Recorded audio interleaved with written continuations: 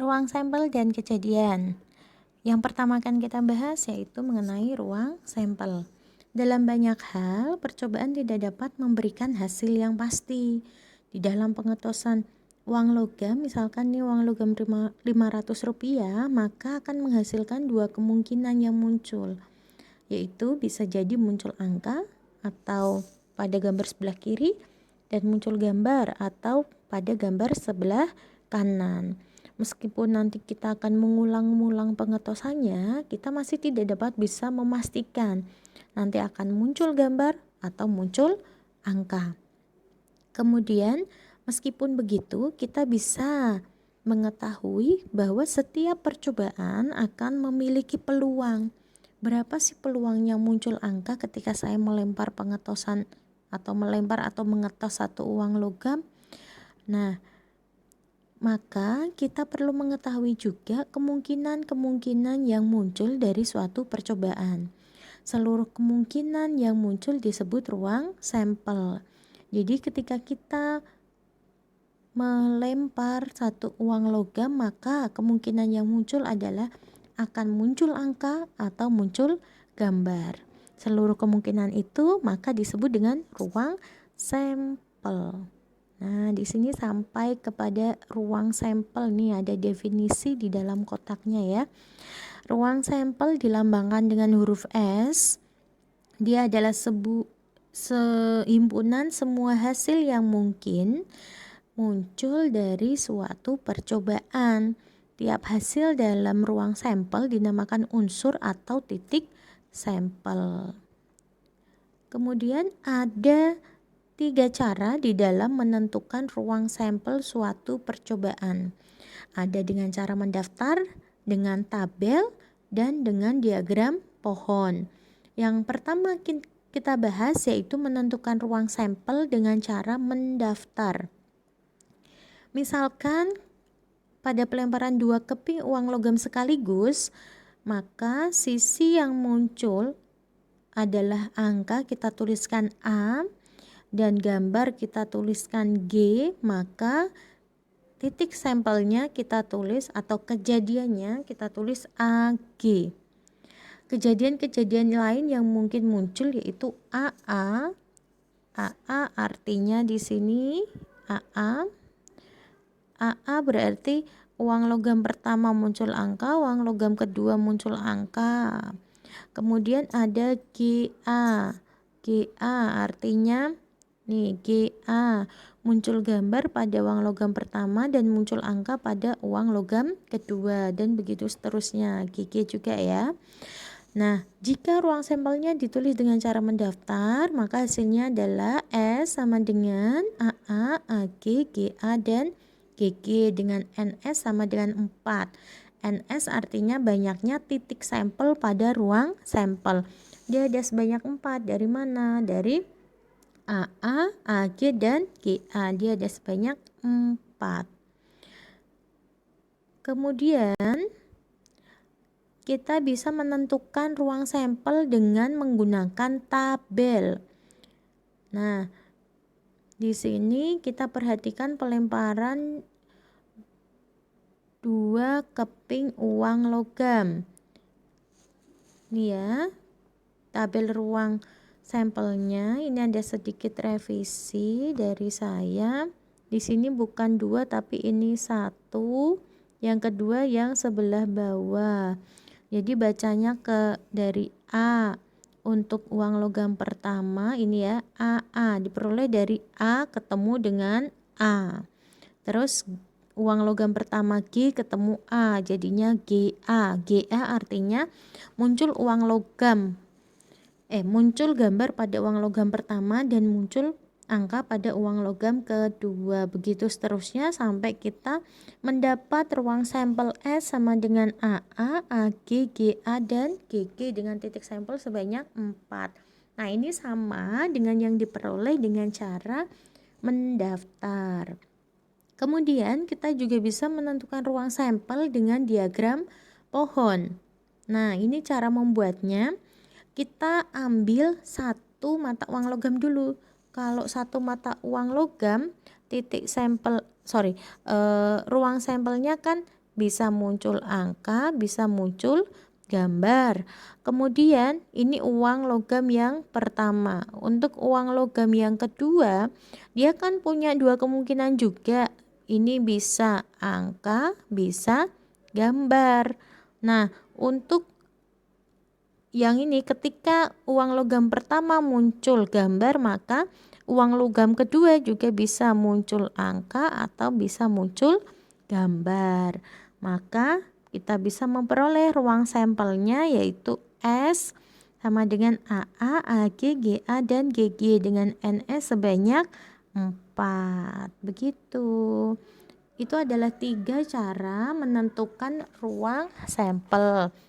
Kemudian kita masuk ke contoh soal. Contoh soal yang pertama, saya bacakan ya. Alex, Brian, Chelsea, dan Deva adalah siswa kelas 8 dari SMP Cendekia. 2 dari mereka akan dipilih menjadi ketua kelas dan wakil ketua kelas. Tentukan ruang sampel kemungkinan yang akan menjabat sebagai ketua kelas dan wakil ketua kelas. Kita misalkan nama mereka disingkat menjadi A, B, C, D. Alex disimbolkan dengan huruf A, Brian B, Chelsea C, dan Deva D. Maka kita bisa menentukan ruang sampelnya kalau ini dipilih dengan tabel ya. Jadi kemungkinan kejadian yang muncul dia disimbolkan nanti pakai ini titik sampelnya. Yang depan adalah dia sebagai ketua, yang belakang adalah dia sebagai wakil. Kita buat tabel dulu. Nah, di sini kita buat tabel kemungkinan. Yang ke bawah ada sebanyak 4. Nih, kan semua siswa bisa menjadi ketua. Yang sebelah sini juga 4 karena semua siswa juga bisa menjadi wakil ketua. Nah, kenapa di sini kok tidak ditulis AA? Kan tidak mungkin nih Alex jadi ketua sekaligus jadi wakil, maka di sana untuk AA tidak dituliskan. Kemudian BB juga tidak, CC juga tidak, dan DD juga tidak. Nah, dari ruang sampel ketika 4 orang siswa itu menjabat sebagai ketua dan wakil ketua kelas bisa disajikan dalam ini ruang sampel dari pemilihan itu A, B, A, C sampai D, C dengan NS atau banyaknya titik sampel sebanyak 12. Kemudian kita punya satu contoh lagi yaitu Nova akan memasukkan buku fisika, buku kimia, dan buku biologi ke dalam tasnya. Dia akan memasukkan urut satu persatu. Tentukan ruang sampel dari urutan buku yang dimasukkan oleh Nova. Nah, kalau fisika yang pertama masuk duluan, nih fisikanya masuk, berarti ini urutan 1, ini urutan 2, ini urutan 3. Artinya fisika masuk, kimia, lalu biologi. Bisa juga kemungkinannya fisika, biologi, baru kimia. Begitu juga berlaku seterusnya ya. Untuk ini urutan pertama, ini urutan kedua, dan ini urutan ketiga. Jadi ruang sampel dari urutan buku yang dimasukkan Nova ke dalam tasnya dapat ditulis sebagai berikut. Ada 6 ya, 6 titik sampel. Nah, bagi teman-teman ketika menuliskan titik sampel harap berhati-hati karena ini dia ada 3, fisika, kimia, biologi, maka dia dimasukkan ke dalam kurung ya. Kemudian diberi koma untuk pemisahnya. Artinya fisika muncul pertama, kimia muncul kedua, dan biologi muncul ketiga. Dan untuk menuliskan ke dalam himpunan ruang sampel maka kita juga butuh kurung kurawal di awal dan di akhir. Jadi di sini juga butuh ketepatan di dalam menyajikan cara menuliskan titik sampel.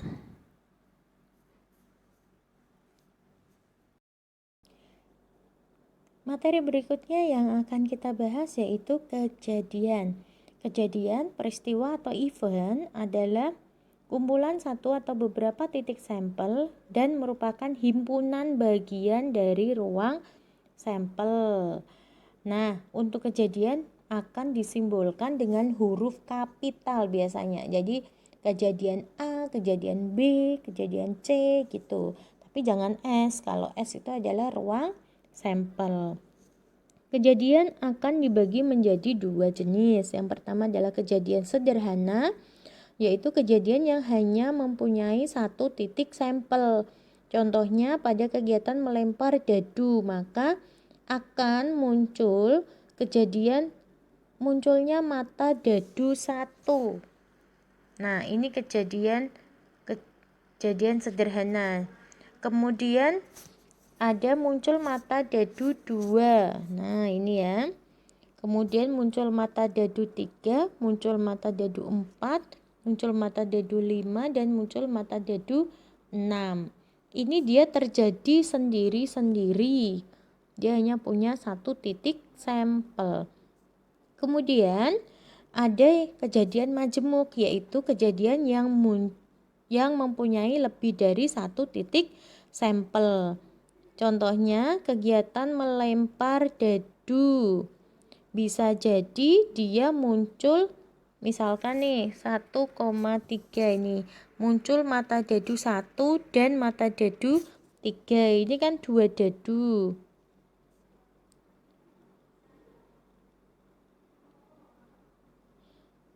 Kemudian kejadian melempar dadu sebanyak 3 kali. Jadi bisa muncul kejadian muncul mata dadu 2, 3, 4 dan seterusnya.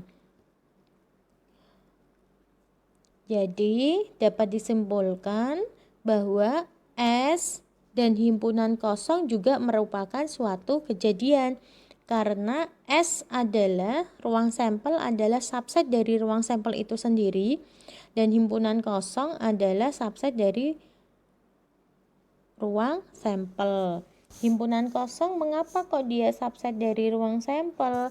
Misalkan kejadian munculnya mata dadu 7 pada pelemparan sebuah dadu. Nah, kejadian itu kan tidak mungkin terjadi. Jadi, dia tidak punya anggota, maka dia merupakan himpunan kosong. Berikutnya kita lihat korespondensi antara himpunan dan kejadian. Kalau himpunan, dia himpunan semestanya adalah ruang sampel. Kalau kejadian ruang sampelnya adalah S. Ini sebelumnya kan teman-teman mahasiswa itu sudah belajar himpunan ini di SMP, SMA. Nah, kalau kejadian kan mungkin baru kali ini ya. Kalau pada himpunan semestanya adalah S.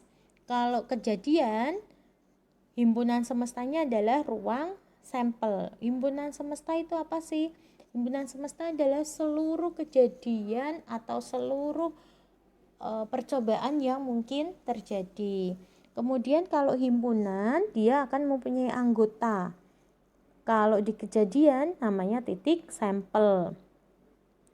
Pada himpunan misalkan ada himpunan bagian A, himpunan bagian. Kalau di kejadian dia munculnya kejadian A.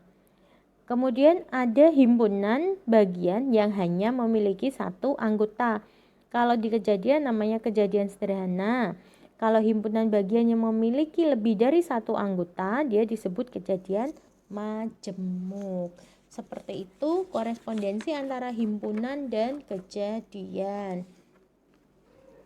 Kemudian saya akan menjelaskan satu contoh mengenai kejadian. Nih, misalkan 2 buah dadu dilemparkan secara bersama-sama. Tentukan kejadian munculnya jumlah dadu 10, selisih dadu 3, jumlah dadu 5 dan selisihnya 1, dan yang D jumlah kedua dadu 4 atau selisihnya Nah, sebelum kita bisa menentukan kejadian-kejadian A, B, C, D tadi, kita buat dulu tabel kemungkinan yang akan terjadi karena kita akan menentukan ruang sampelnya terlebih dulu. Kita buat tabel seperti ini ya. Ini tabelnya terpotong nih yang ke bawah. Jadi nanti ada sebanyak 36 titik sampel dari 1,1 sampai 6,6. Saya rasa ini mudah untuk dibuat. Kemudian yang pertama adalah kejadian munculnya kedua mata dadu berjumlah 10. Kalau dua buah dadu di jumlah 10 berarti titik sampel yang mungkin adalah 4,6. Artinya mata dadu muncul 4, mata dadu pertama muncul 4, mata dadu kedua muncul 6. Kalau dijumlahkan 10. Kemudian 5,5 dan 6,4. Jadi ada 3 titik sampel yang merupakan kejadian munculnya jumlah mata dadu 10. Kemudian yang B, kejadian munculnya selisih kedua dadu sama dengan 3. Selisih itu boleh A kurangi B, boleh B kurangi A. Nih ya, kita peroleh 1,4. Berarti kan 4 kurangi 1, selisihnya 3. Kemudian 2,5, selisihnya 3. 3,6, selisihnya 3. 4,1, 5,2, dan 6,3. Jadi ini kebalikan dari 3 titik sampel yang depan. Jadi diperoleh banyaknya titik sampel pada kejadian munculnya selisih kedua dadu 3 ada sebanyak 6. Kemudian yang C, kejadian munculnya jumlah kedua dadu 5 dan selisihnya 1. Hati-hati, kalau dan berarti kejadian ini akan berlangsung secara bersama-sama. Kalau jumlah kedua dadu 5, jumlah kedua dadu 5 kan kita bisa nulis sebenarnya 1,4. Ini kan jumlahnya 5. Tapi apakah selisihnya 1? Ini kan selisihnya 3. Oh, berarti 1,4 tidak ikut. Kemudian 2,3. 2,3 kalau dijumlah 5 tapi selisihnya 1. Oh, ini boleh ikut. Jadi seperti itu ya. Tidak satu syarat jika dijumlahkan 5 tetapi juga ada selisihnya. Kemudian kejadian munculnya jumlah kedua dadu 4 dan selisihnya atau selisihnya 5. Hati-hati, di sini ada kata atau. Berarti kita kalau atau itu boleh terjadi, boleh tidak. Kan kita bisa memilih, kamu pilih aku atau dia. Berarti kan boleh milih aku atau boleh milih dia. Berarti kita tentukan dulu kejadian munculnya kedua dadu 4. Berarti kita punya ini 3 di awal ini kan jumlah dadu 4, kemudian selisih 5. Selisih 5 yang saya tandai atasnya 1,6, 6,1. Loh, itu kan tidak terjadi bersama-sama. Kan tidak masalah karena dia di sini mintanya atau. Nah, itu contoh dari kejadian. Kemudian materi berikutnya yang akan kita bahas yaitu 2 kejadian yang saling lepas atau saling asing. Ini nanti ada beberapa contoh dan latihan soal bisa dikerjakan sendiri ya. 2 kejadian yang saling lepas atau saling asing. 2 kejadian dikatakan saling lepas atau saling asing apabila 2 kejadian tersebut tidak mungkin terjadi bersama-sama atau tidak mungkin dipertemukan. Dengan kata lain, kejadian yang satu akan meniadakan kejadian yang lain. Kata kunci kejadian saling lepas yaitu muncul kata atau. Kita lihat contoh 1.3. Pada percobaan melempar sebuah dadu 1 kali, kejadian muncul mata dadu 4 dan kejadian muncul mata dadu 6 adalah kejadian yang saling lepas. Kenapa kok seperti itu? Nah, karena muncul mata dedu 4, maka kan itu percobaannya melemparnya 1 kali. Kalau sudah muncul mata dedu 4, maka muncul mata dedu 6 kan tidak mungkin terjadi dalam satu waktu yang bersamaan. Itu artinya. Kemudian jika kita punya dua kejadian yang saling lepas, maka dia akan disimbolkan dengan ini ya, A irisan B sama dengan himpunan kosong. Jadi dua kejadian ini tidak mungkin terjadi secara bersama-sama. Contoh yang di atas tadi, jika muncul mata dedu 4, nulisnya begini, A-nya A sama dengan 4 dan B sama dengan 6, maka A irisan B sama dengan himpunan kosong. Kalau irisannya merupakan himpunan kosong, maka dia adalah kejadian yang saling lepas. Kemudian untuk lengkapnya kita bisa lihat contoh 1.4. Sebuah mata dedu lempar 1 kali, berapa peluang munculnya mata dedu genap atau mata dedu ganjil? Ruang sampelnya adalah 1, 2, 3, 4, 5, 6. Muncul mata dedu 1, mata dedu 2 sampai 6.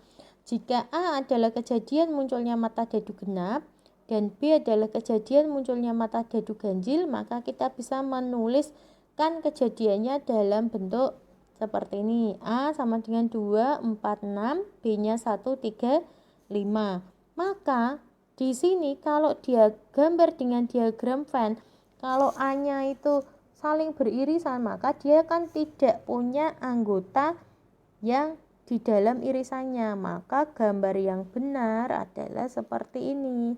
Di sini S, kalau tidak ada anggota yang sama berarti dia harus terlepas. Ini A, di sini B, begitu ya.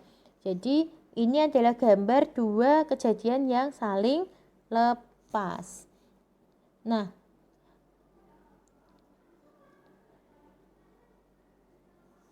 kita akan membahas mengenai lanjutannya ya, kita akan membahas mengenai operasi-operasi pada kejadian. Karena kejadian itu kan mirip dengan himpunan atau punya korespondensi dengan himpunan, maka operasi-operasi yang terjadi di dalam kejadian juga merupakan operasi-operasi yang ada di himpunan. Operasinya apa aja? Ada intersection atau irisan, ada gabungan, komplement, selisih, perkalian kartesian, dan lain-lain. Kita kepada nih ya contohnya. Kita langsung ke irisan aja deh, nggak usah contoh deh.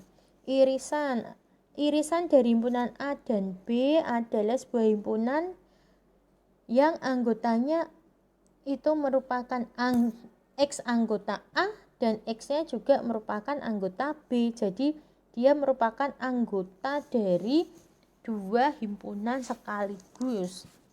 Kita ke contoh soal. Misalkan kita melempar dedu sebanyak 1 kali, ruang sampelnya itu adalah kejadian muncul mata dedu bilangan asli.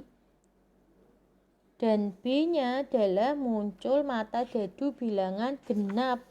Maka A irisan B-nya, ini enggak ada N-nya ya. Ini enggak ada N-nya, ini dihapus saja. A irisan B sama dengan 2, 4, maksudnya gini. N sama dengan atau N adalah kejadian di mana muncul mata dedu bilangan asli dan muncul mata dedu bilangan genap. N sama dengan A irisan B yaitu 2, 4, 6. Nah, kalau pada irisan kata kuncinya adalah pada kata dan ya. Dan berarti kejadian itu terjadi bersama-sama. Kita lanjut ke materi gabungan atau union, bukan minion ya, tapi union. Kalau gabungan adalah Himpunan A dan himpunan B adalah himpunan yang setiap anggotanya merupakan anggota himpunan A atau anggota himpunan B. Ya. Nah, ini ada revisi. Di sini bukan dan tapi pakainya atau. Ya, di sini diganti atau. Kita ke contoh soal berikutnya. Jika pada percobaan melempar dadu sebanyak 1 kali, kejadian A adalah kejadian munculnya mata dadu bilangan prima. Maka kita bisa menulis A sama dengan 2, 3, 5. Dan B kejadian munculnya mata dadu genap, kita tulis B sama dengan 2, 4, 6. Maka A gabungan B adalah 2, 3, 4, 5, 6. Ini kan ada beberapa anggota yang sama, yaitu 2 kan sama ini ya. 2-nya cukup ditulis 1 kali. Jadi digabung semua anggotanya A dan semua anggotanya B. Kalau himpunan kalau penggambaran di diagram Venn, ini yang diarsir kuning semuanya, yaitu merupakan A gabungan dari B. Kalau irisan tadi belum saya jelaskan. Nah, kalau di sini irisan berarti dia yang berwarna kuning saja ya, yang di tengahnya A dan B. Kita lanjut ke komplement. Komplement dari suatu himpunan A artinya adalah anggota ruang sampel yang bukan anggota A. Kadang juga ditulis simbolnya A pangkat C. A komplement, dari kata A komplement.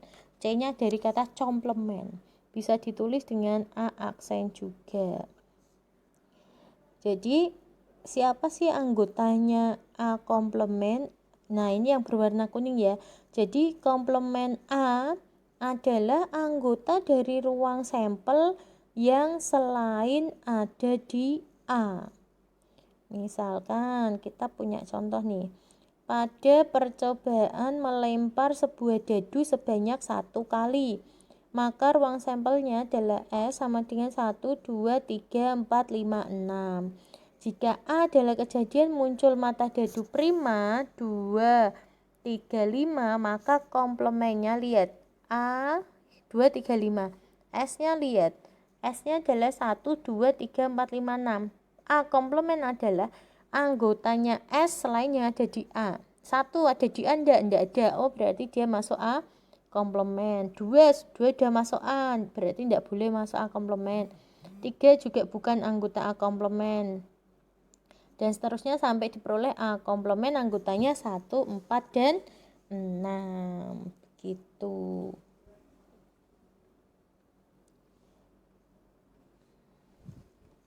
Kemudian akan kita lanjutkan kepada